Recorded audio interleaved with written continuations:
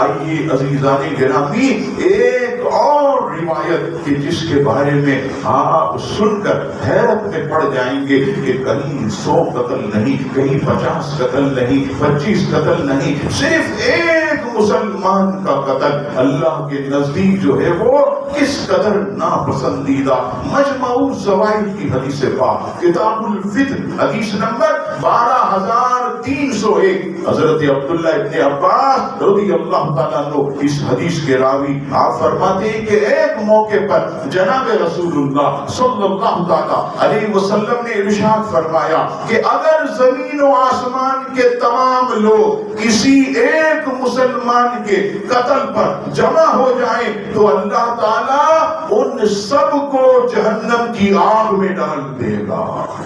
ایک مسلمان کے ناحق قتل پر آپ بتائیے کہ یہاں پر کتنا قتل و غارت گیری ہوتی ہے، کتنا مسلمانوں کو مارا جاتا ہے،